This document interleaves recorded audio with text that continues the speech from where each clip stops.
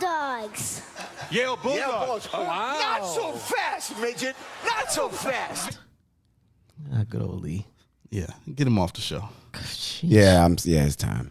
Hey, man, the Bulldogs handled business this week. Breeze, you and Kobe called it. It was going to be a good old-fashioned blowout. If you beat the Georgia Bulldogs, you got to feel the Bulldog bite. Bro, yeah, I mean, 51-13. listen, I fully believed in what I said last week. I think Georgia's going to continue to get better. They are replacing people in a lot of places. They've had a lot of injuries to start this season. So, yeah, they've been sleepy, but the time to beat them, I think, is past. The opportunity to try to knock them off, I think it has passed, and the teams that had the chance to do it didn't have the facilities in order to actually fulfill on that. So, yeah, I think Georgia's about to go on and be scary. I picked them to three-peat. I haven't seen enough to say that they won't do it. Yeah, and I agree with you, but I thought the game would have been a lot more closer because of what Kentucky did to Florida. I know it's not a good Florida team, but, you know, Kentucky showed enough on the ground. Their defense was good enough. But the thing, I think you mentioned it last week, or maybe Kobe, don't let Carson Beck, he's getting game reps now. Don't let him get comfortable back there. And it seems like he's a lot more comfortable. Went 28-35, 389 yards, 4 touchdowns. So that's kind of scary when Georgia has a good quarterback and the defense is what it is, you know, they could start rolling now. Only as a passer, not as a leader, as a gamer, but as a passer, I think he's better than Stetson Bennett. I think Carson Beck actually could get a couple of cups of coffee in the NFL. I think he's got NFL level talent, and he just needs to get to that point where he's confident in his abilities and he knows what's going on around him. And the last thing I'll say, the reason why I didn't believe that the Kentucky success against Florida would translate is because they out-physicaled Florida. They bullied them up front. You can't out-physical Georgia. You have to try to out-skill Georgia, and Kentucky doesn't have the skill or the quarterback in order to do that. So if you think you're going to come out here and one guy's going to run for 200 yards against Georgia, no, that doesn't happen against Georgia, and they don't need to load the box to stop you from running all over them. You got to out-talent them, a la Ohio State in the playoff, and they still lost. That's your only way of trying to, I think, beat Georgia. Yeah. Is this a signature win for them? For Georgia? Yeah, because you know they're gonna spin it. Oh, it was a tough SEC. Oh, Kirby has successfully breached the wall of having his team ready every week. That's probably the hardest thing to do, I think, in college football. I think I've said that before, because you're talking about 18 to 22-year-old kids where they're not consistent. They're not adults. They're not NFL guys who, every week they're the same people. Every week the NFL guys for the most part are the same people. Right. College, you get variations of who they are week to week, and Kirby has found a way to get his team ready every single week. Gotcha. I got a few big picture topics I want to talk about, but Pump, I'll let you gloat about what you mentioned about Michigan last week. They're the best team in the country right now. I will give you that. They won 52-10, beat Minnesota. Would you like to add on to what you said last week? No. Honestly, no. They're not the best team in the country. They're number one. They're the number one team in the country simply because of their consistency. Right now, I feel like going forward, I think I mentioned you guys, Breeze. I know I said it to you. Like, we're seeing something change in college football right now. I think that we're past the era of a 21 Georgia, 2013 Florida State, where people just run roughshod over the entire national, the entire national nation. Everybody. We know what you mean. Everybody, right? I think we're past the point of super teams. Right now, parity. None of these teams are just like hands down, yeah, they're going to win. I can see Michigan beating Georgia. I can see Georgia losing to Ohio State. I can see Florida State beating Michigan. There's a lot of ifs. I can see Texas, if they sneak back in, they could possibly beat Michigan in the national championship. I don't think there's one team where you're like, yeah, clearly they're just better than everybody. We haven't seen that from anybody yet. The only consistent team in my mind has been Michigan. But I don't think they're head and shoulders better than everybody else. I agree. I think it's going to make good for a great playoff this year. You won't know who's gonna win it. So the Red River Rivalry, So hard to say. Red River Rivalry, Right. Elma. happened this weekend. This past weekend, it was vintage Red River Rivalry. Oklahoma won 34-30 against Texas, number 3 Texas at the time. They're number 9 now, and Oklahoma is number 5. Is Oklahoma for real, or is this are they just a metric monster? Meaning that their resume is so good that it appears to be for real. One, never heard that before, so shout out to you. Yeah, you should coin that now. Right. Metric monster? Yeah. Yeah. I don't think their resume is that great. They beat Texas. Okay, and the way they've won, they beat a team by 70 earlier. Like they're putting up numbers. Is it a team that they're supposed to beat by 70? I mean, Are Florida you State. supposed to beat anybody by 70? I mean, My thing is Florida State was supposed to beat Boston College by 21. We won by 2. So No, I get what you're saying, but I mean, did they beat an elite team or a really good team, or did they just beat a team that was there to get a payday by 70? To me, it makes a difference. So the reason why I say that is like when you guys mentioned And it wasn't legitimately 70, but essentially. I got you. Yeah. So when you guys mentioned resume building wins or staple wins of the season, well, they beat Bama, right? So is that the win because they beat Alabama, air quotes, in Tuscaloosa, the same team that struggled against South Florida? South Florida, the same team that gave up 56 against UAB. That's not fair, but I see what you're saying. That's what happened in actuality. That's actually on the what surface. happened. So context does matter. but Context does matter. But again, so what is if UAB goes into Tuscaloosa or if Alabama goes to UAB? What's that score going to be like? That's my point when it comes to these. The reason why I say that is because again, we're ranking these teams, and now all of a sudden, Oklahoma is number 5. They jumped, Bo Nix led team. Penn State. They've jumped Michael Penix. They've jumped teams who have really good shots at winning, but they've jumped them because they were idle, or because we beat Texas, who beat Alabama. I mean, but who does Washington beat? Who does Oregon beat? Neither of them have beat anybody either. Texas is a really good team. I mean, whether you think they are a top 5 or whatever, no, they're a really good team. And like you said about Florida State going to Clemson, going to Alabama is a really big deal, and beating them handily. I get it. That's a very impressive win. But you're saying it doesn't sound like you do though, because then you're like, well, that far. They beat Alabama. You air quote beating Alabama. Like, what's the air quotes on that? Because what I'm saying is when we sit here and we're watching the movement so far, teams are jumping other teams and all this because of staple wins or signature wins, or is this the best win of the season? Everybody's being caught up in this moment at that point without honestly giving a lot of context to what the season looks like. Oh wait. So that's a different. You're answering a different question. I'm His sorry. question was, do you think Oklahoma is legitimate? they put up They're a good team. They put up 73, 66. Are they a good team or are 50. they legitimate? Like, I think North Carolina's a good team. I don't think they're Okay, fine. legit in terms of I think- competing for a playoff or a national title. I think that Oklahoma is a playoff caliber team. Oh, okay.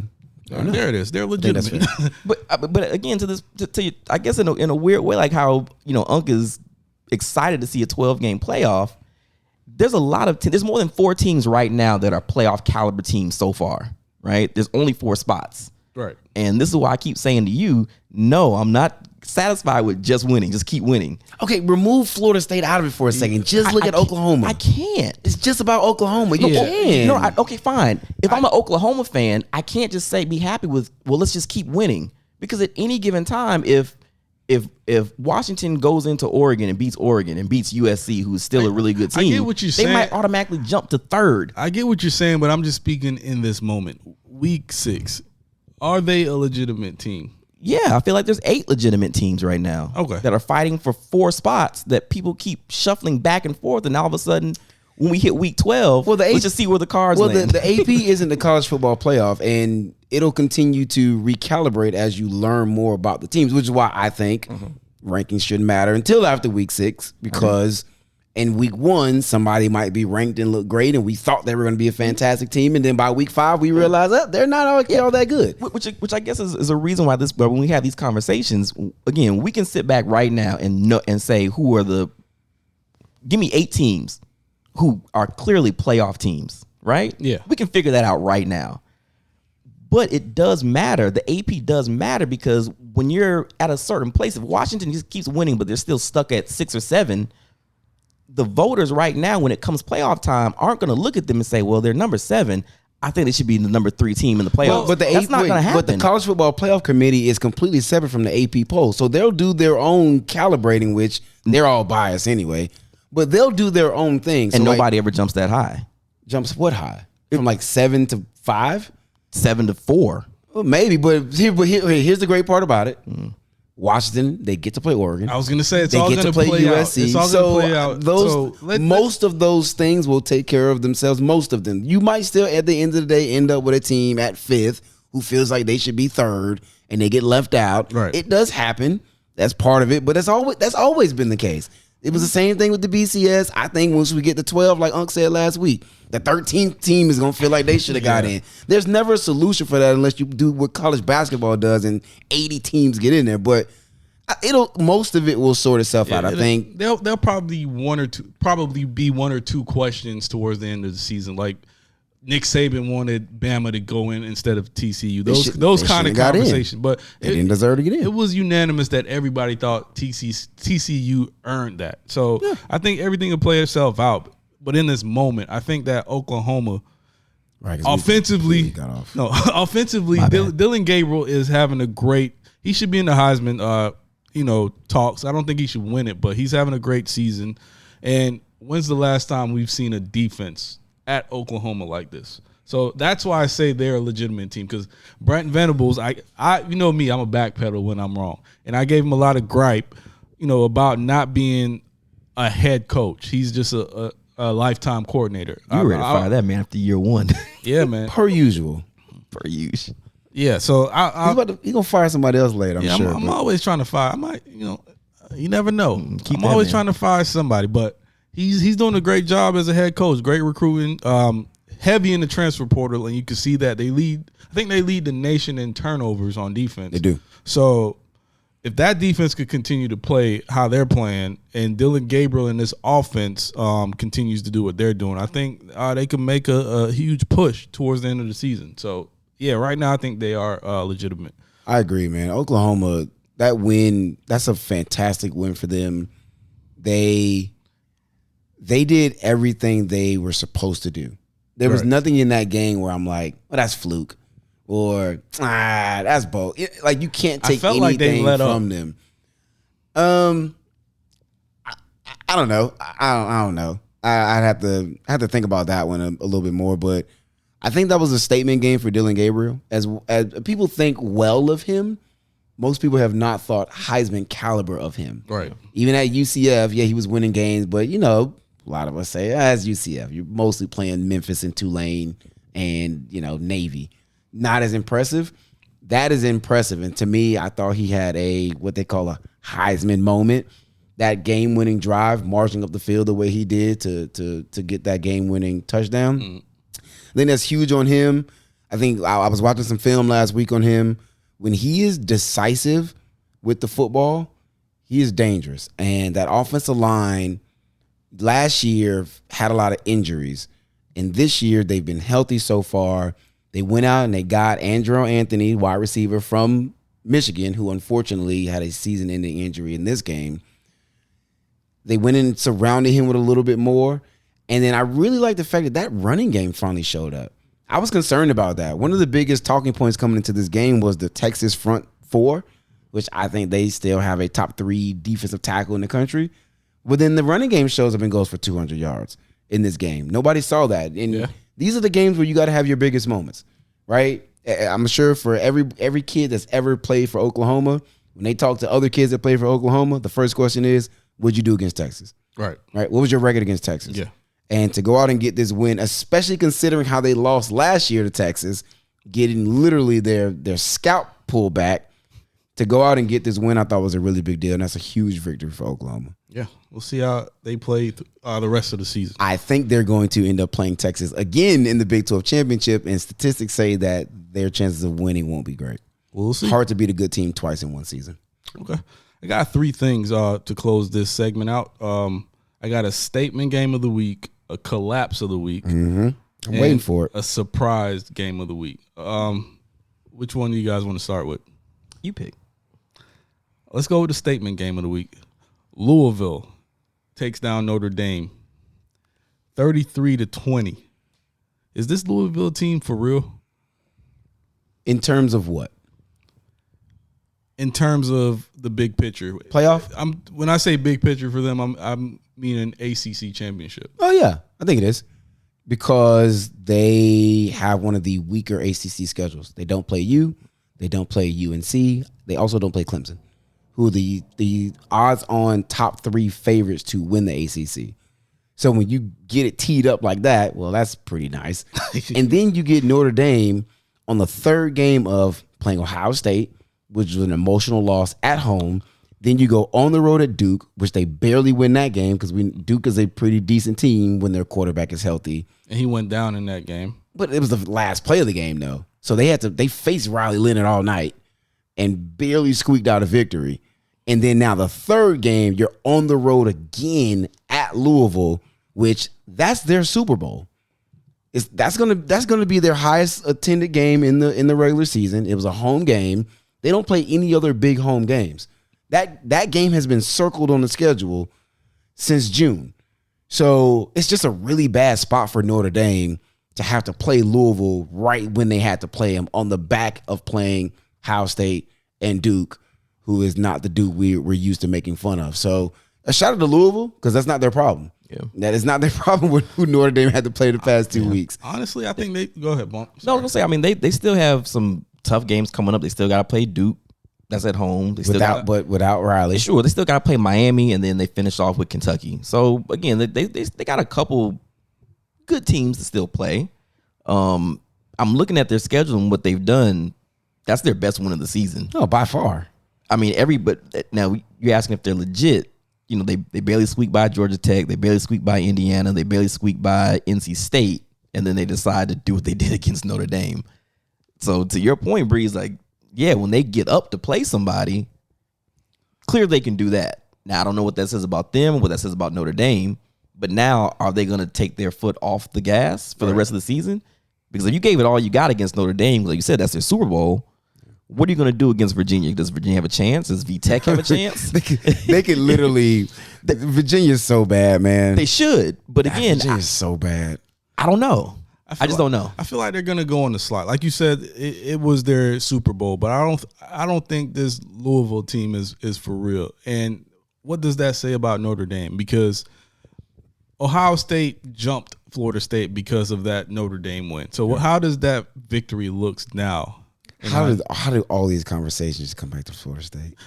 I honestly, it's borderline remarkable. Honestly, it wasn't intentional. But I was alluding to Ohio State. It just so happened that they jumped Florida State. But how does that victory look? I don't think Notre Dame is a good team to begin with. They struggled with NC State before kind of pulling away towards the end.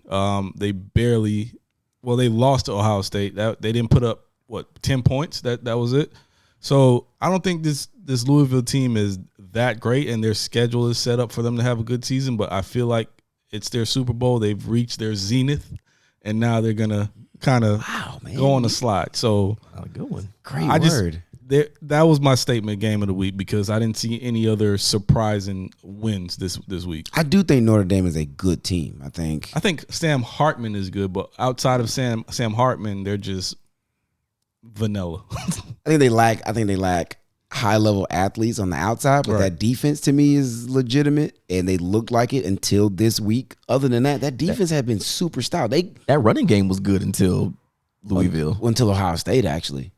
Ohio State kind of put the clamps on Estime. He was leading the nation in rushing until that Ohio State game. I think that game, and I said it, one of the hardest things to do in college football is to have your team ready to go every week. Wake them up. That was their Super Bowl maybe in a way.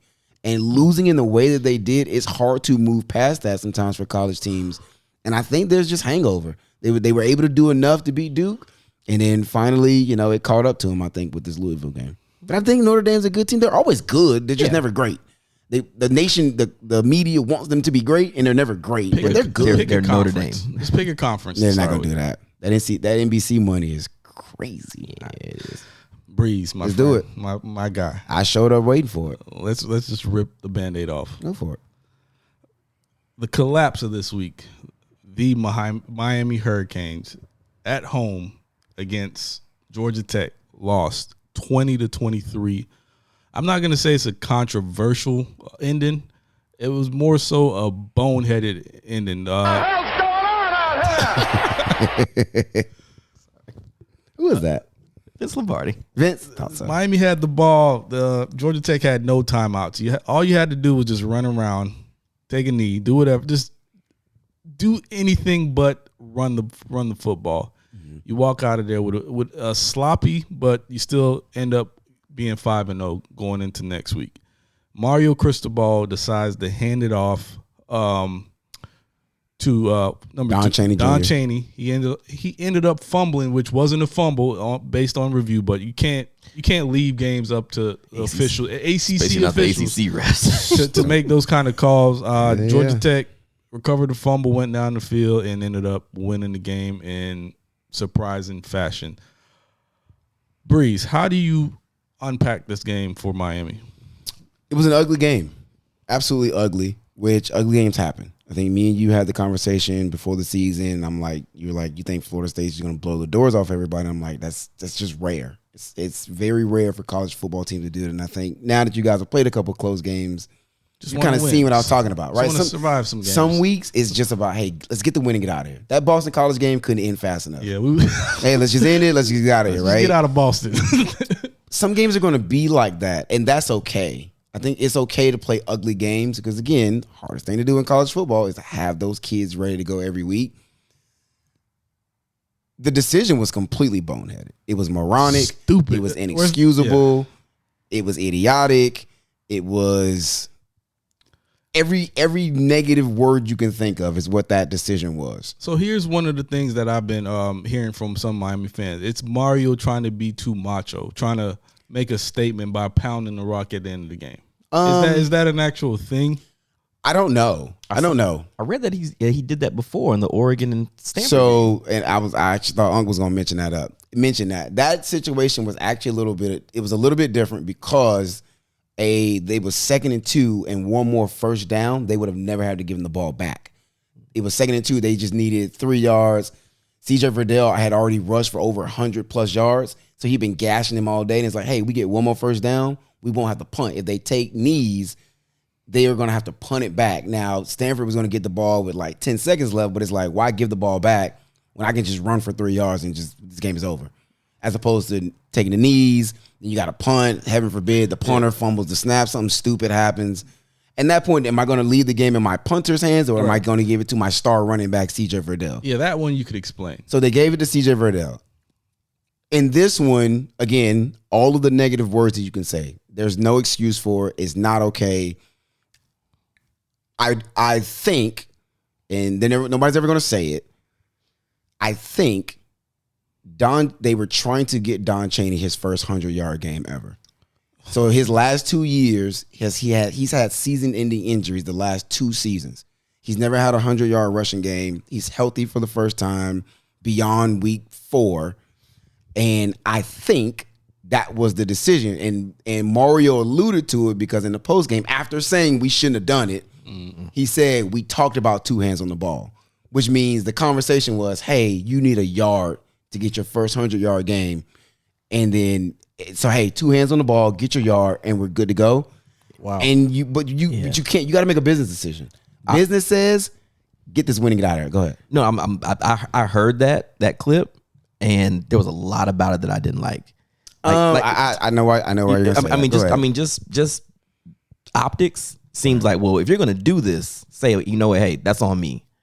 Don't give me the, well, hey, he shouldn't have fumbled. That's what it sounded like. So I think he took the blame though, because he could have. He did. He said 3 times before saying that we shouldn't have done it. I get it. So he didn't do it in the way he didn't take accountability. He should have said that was wanted me. him to. That was me. Which I don't care what he says to the media.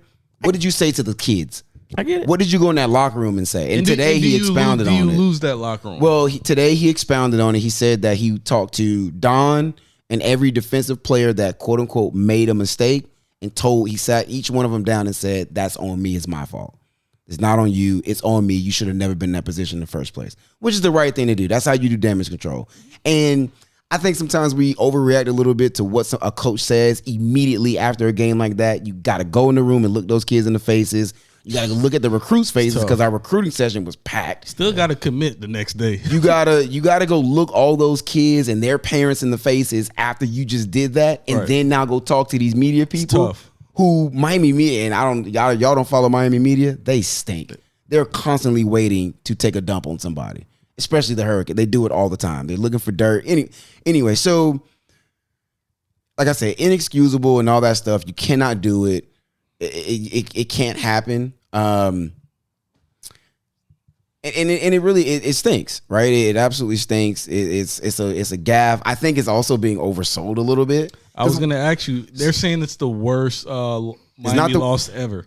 We lost on a bad penalty, a national championship last play, and y'all telling me this is worse than that? We lost to FIU. We got boat raced by Middle Tennessee, and this is the worst Miami loss ever? Stop it. We lost to Virginia the last game in the Orange Bowl, getting our doors blown off. This is not the worst loss. What it is the worst way to lose. Right. And those are very different things. It's the worst possible way to lose because literally you had victory in your hands and you gave it away. So listen, man, it was a boneheaded mistake. I don't think it has to define the rest of the season. I said 8-4. I included the loss to Texas A&M in that 4. We beat that one. So if you swap these and we still go 8-4 at the end of the year, when you zoom out, you'll say, well, they took a step forward. They won 5 games in 8 games. You recruited well. We never have the number 11 recruiting class in the country at the moment. You with an opportunity to get into the top 10, maybe top 7, and then now you keep moving forward. But I also think it's just being completely overblown. I mean, yeah, it was one of the worst things you'll see from a coaching decision. But this is what I said in my group text, and I'll end it on this. In one of my group texts, I said, if he doesn't fumble, Don Chaney will love him forever for giving him that gift of his first 100-yard game and going out his way to do it when he could have took a knee. Which he did get anyways. He ended up getting it, but it won't matter now. Right. Now that first 100-yard game will always go back to, I fumbled, we lost the game. Right. The team rallies around Don, celebratory of him. He probably gets game ball. And the team looking like, man, look at what he did for Don Chaney. I love him even more as a head coach. Nobody outside of Miami ever talks about it. Is because otherwise it's a meaningless game. Nobody else cared outside of that. If we take that knee, or if he runs that for that first down and then falls down untouched, and the game just ends, nobody ever talks about it. So the fact that one play is now turning into so much more, to me, is a little bit garbage, and particularly for Miami fans who are almost like waiting for something to go wrong to just turn into a bunch of idiots. Like somebody's. This is. I had a Miami fan text me, this is the worst loss ever. I'm like, dude, have you lost your mind? Where have you been the last 20 seasons? Instant reaction. It's the microwave. That's society. garbage. Or the fan. Oh my gosh, he's the worst game day coach. This is the first bad game day decision he's made since he's been here, and all of a sudden now, where were you when we blew the doors off Texas A&M? Were you saying that then? And now we signed a number 7 class. Were you saying that then? Now that you provide context, if it is true that he was just trying to get the kid the 100-yard, it makes a lot more sense. It doesn't make it okay. It doesn't make it okay, but it makes Mario look a little bit better from a game day coaching perspective. Because I was bashing him, I was saying, even if Mario makes that call, somebody else has a football IQ to say, hey, the offensive coordinator was fully on board. Let's take a knee. The offensive coordinator was fully on board. But if everybody was on board, let's get this kid his 100-yard. He's been through a lot since he's came here. He's a highly recruited guy, never had a 100-yard game, and that was the intention. If he does get the 100-yard, it's a celebration in the locker room. Even though it was a sloppy game, you move on from it a lot more smoother. So with you providing context to that, it's not okay. Very much not okay. It looks better in the light. It's still a weird thing to me, the fact that they didn't fumble in their own territory. They were on like the Georgia Tech 25-yard line or something. It was like the 30 something. Sure, but they had no timeouts. It was 30 seconds. Then we got to talk about defense. So it was kind of like you still had time to stop them. Yeah, 30 seconds to go 70 yards. It's like, well, okay, you fumbled. That sucks, but you still should stop. But at that point, everybody's mind is scrambled, and you're not locked. You taking your pads off. Don gonna get these 2 yards, and we out of here. There's 30 seconds left. I mean, but Oklahoma went the full length of the field against Texas down with a minute left.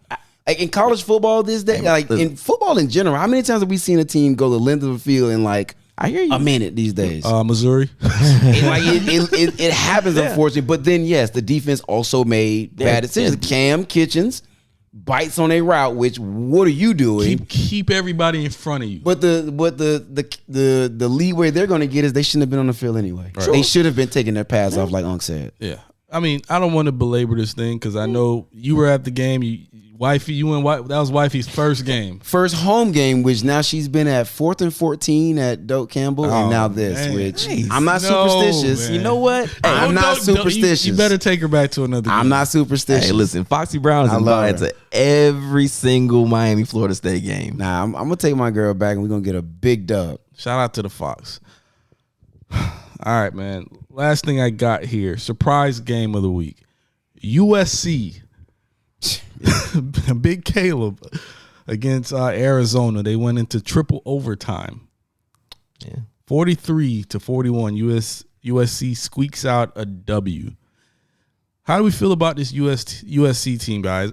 Is it Caleb Williams in the gang, or should we take him serious? I feel like you should have a lot of thoughts on this, especially considering me and Bree's been conductor and co-conductor of the Caleb train, and we said that hey, if you got Caleb, you're good. I'm still at the driver's seat.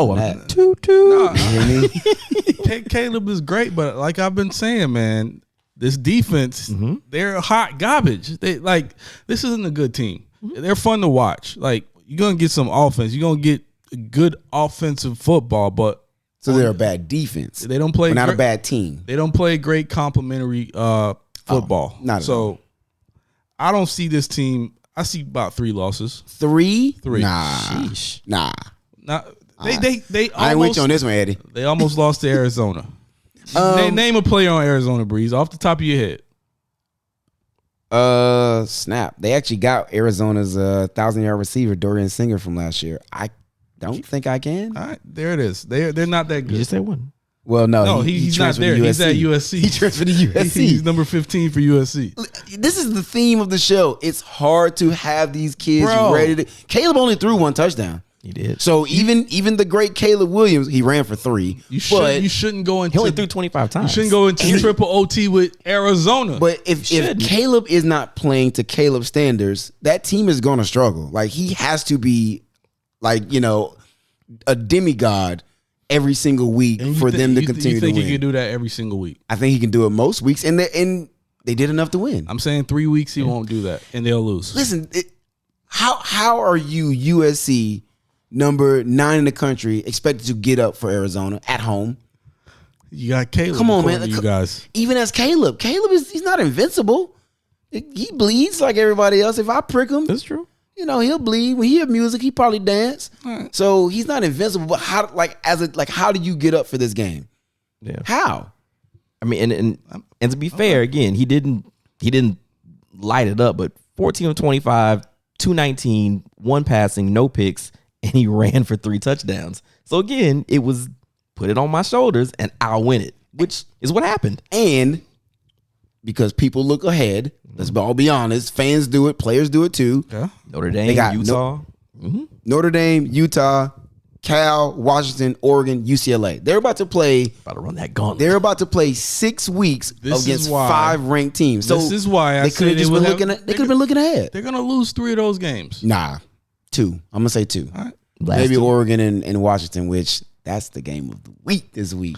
I'm so hyped. I was gonna jump into next week, and that's the one to look forward to. That would a front runner in the Pac-12 will show up out of that game.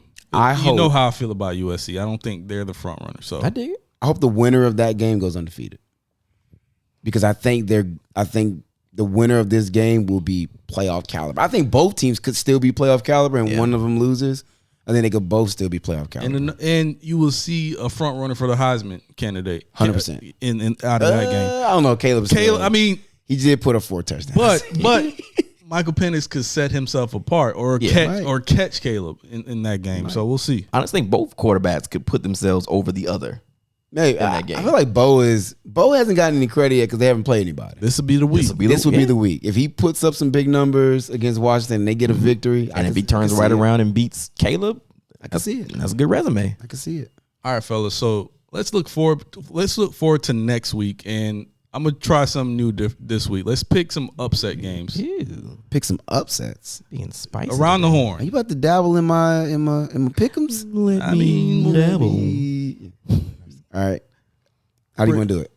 I'll go first. I'll give you my upset. We're picking one upset for the week. Just one upset apiece for the week. Spicy.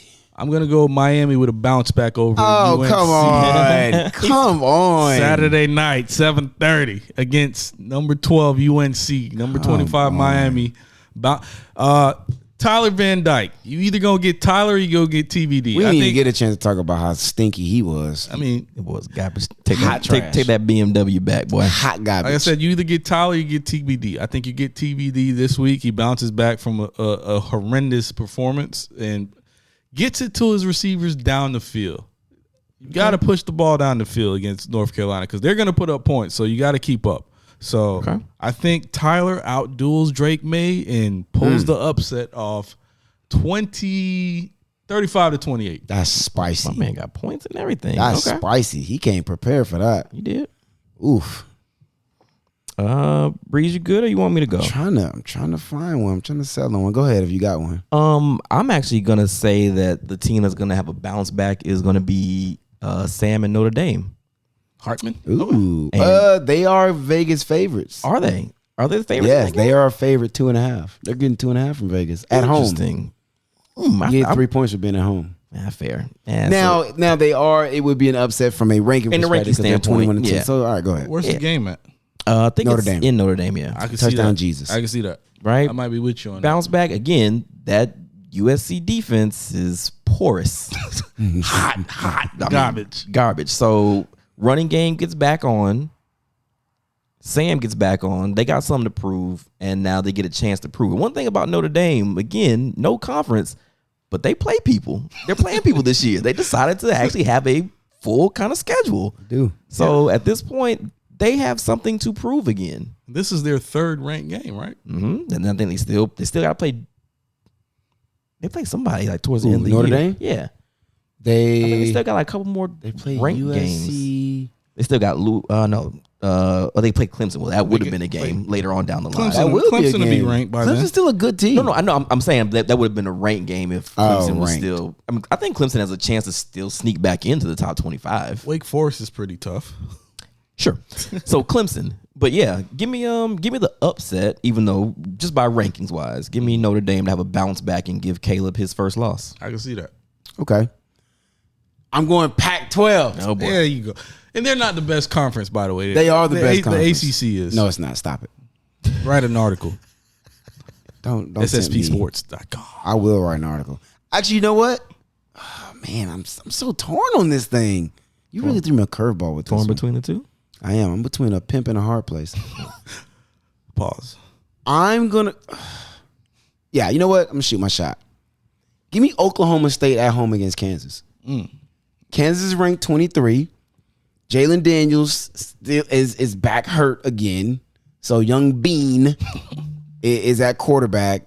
Oklahoma State is going to be at home. They're 3.5 point dogs at home. They just beat Kansas State. I think they're finding maybe a little bit of rhythm. Give me Oklahoma State over Kansas at home. That's such a breeze pick. I don't know anything about Oklahoma State. It is a breeze pick. Should, man. I need to look into Some it. people- I'll watch now. Preseason, some people had them going to the Big 12 championship game, and they stumbled early. Some people also do meth. There it is. Yeah, some people do Booger that. sugar. White girl. They stumbled early. They lost to South Alabama in week 3. They barely lost to Iowa State on the road by 7, and then they come back home and they knock off Kansas State. We know Kansas State is usually a good team. And you said they lost to Good, South not great. Alabama? They did. Okay. They lost to South Alabama in week 3. I'll pay attention. I got Oklahoma State upsetting Kansas. Okay. Yo, there's some good games this week. You got A&M against Tennessee. Auburn could pull off an upset against LSU. I don't see it. Missouri at Kentucky. You have to score at least 40 to beat LSU, and if you can throw the ball, you can might do it. score 40 though. They're playing 2 quarterbacks, man. You got 2 quarterbacks. You got none. Exactly. It's All right, fellas. LSU ain't got no defense. No D. none. they got none at all. Mike Antoni. No D. D. That's all I got for college football That's this it, week, man. man. Go Noles, still undefeated, best in the state. Jordan Travis, you're not winning the Heisman. Just throw the ball. Oh my god. Just stop throwing it up. Make the reads. Throw it in the middle of the field. You're not winning Heisman. No, bro. Jump. Student body right, student body left. Hey, man. I don't jump, like it. Jump ball this way, I jump don't ball. like it. Hey, people can't stop it. It's true. Still, Just keep doing it. there's a whole middle open. No, he's not winning the Heisman. No. No, he's he's not. not. Yeah. But hey, if you go to a playoff, Keep winning. what would you rather have? A playoff Playoffs, appearance or of course. exactly? So Natty. stop crying. All right. All right, that's all I got. Y'all got anything else? I think we can wrap it. Ladies and gentlemen, it's been another week of the greatest sports podcast in the world. Burr. Is this camera on me? All you other podcasts out there that want to talk sports, you got athletes in your videos. You're talking football. You're talking college. Well, we talk MLB. We talk NHL. We talk X Games. We do. What else? WNBA. Tennis. And a little bit of racism. Hey, man, as always, the man to my right, the maestro himself, Pump, Yes, sir. the smooth guy to my left is the one and only Breeze. Yeah. And I'm Monk.